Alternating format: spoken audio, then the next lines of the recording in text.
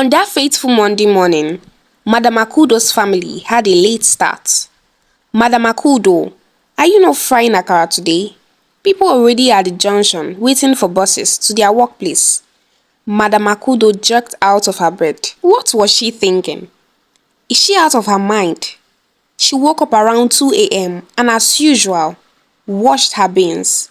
But after washing the beans, she decided to rest her head for a while, only to find her neighbor, Madam Obiageli, waking her up. She quickly started her engine, grinded her beans, and headed straight to the junction. When she was back from her morning business, was when she realized that she forgot the food for her children's lunch at school. Instead of sleeping back, as she usually does, she decided to surprise all her children in their schools. She spent hours preparing their favorite dish, jollof rice, fried plantain, and egg. With the food neatly packed in their different baskets, she made her way first to the nearby Wisdom International, where her three sons' schools. There at the gates, the three boys sighted their mother approaching the gate with different lunch boxes. They left their friend on the football pitch and ran to embrace their mother. Ifani, Obi, and Kelechi were so elated. They thanked their mother deeply and waved her goodbye as they hurried to the cafeteria where they ate their food with great relish.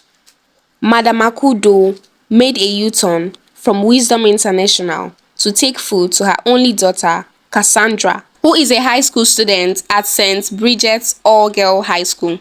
The students were on break. As Madam Akudo approached the well-manicured school compound, she sighted her only daughter, Kasandra. She chatted happily with her friends. She smiled warmly, explaining to the security that she had seen her daughter. She left without any food, her lunch break. That is why I decided to bring her something, Madam Akudo said, her face beaming with smiles. Cassandra was busy talking with her friends when she suddenly looked up and sighted her mother. Just immediately, the expression on her face changed. Her friends who were with her watched curiously. Madam Akudo finally stood in front of them, her face beaming with pride, as she held out the lunch basket to her, saying, "Cassandra, I brought you lunch, your favorite jollof rice." To Madam Akudo's utmost surprise, Cassandra responded coldly, "You must be mistaken. I don't know you." Madam Akudo's heart sank. She stood frozen, unable to comprehend what had just happened. The security guard, who sensed the tension, hurried to the spot, but Cassandra quickly turned around and walked away, leaving her mother, Madam Akudo, devastated. With tears in her eyes, Madam Akudo quietly left the school premises, clutching the basket of food. The news quickly spread among the school staff and students. Cassandra had always walked with her shoulders high. "My parents are not in Nigeria. They are based in Canada," Cassandra had told her friends, showing them pictures of her uncle and his wife, claiming that they were her parents. Many of her friends looked at her as someone who would soon be living in Canada, and this made them treat Cassandra specially. "Remember me in your paradise," they would greet her. That evening, after the close of school, Cassandra was back home to find her mother sitting silently in the kitchen. The atmosphere was thick with unspoken words.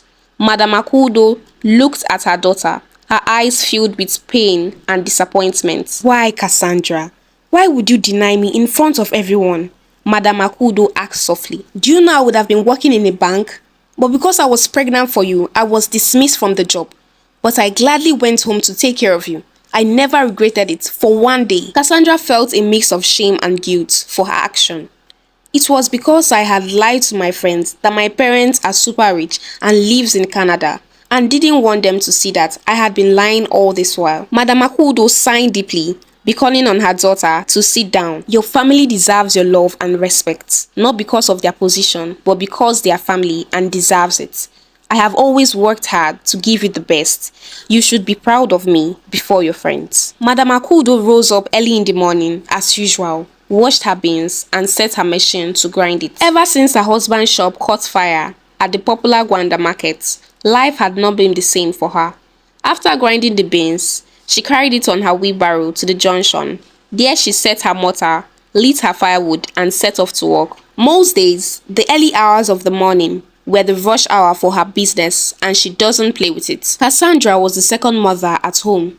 She prepared her three younger ones, all of whom were boys, for school. After preparing them, she would take her time to prepare. Kasandra is a very beautiful 14-year-old girl, a student of St. Bridget's All-Girls High School. Her uniform are always impeccable, well ironed, and her shoes stately polished.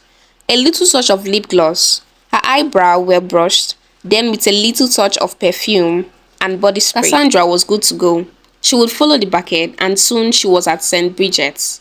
Everything about Madame Akudo revolves around her family.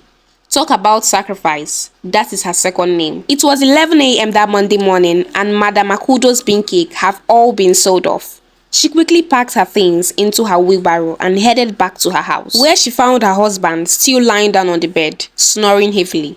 She sighed deeply, went to the bucket to wash off all her pots and wares. Then she headed straight to the bathroom, where she took her bath and went to have a nap.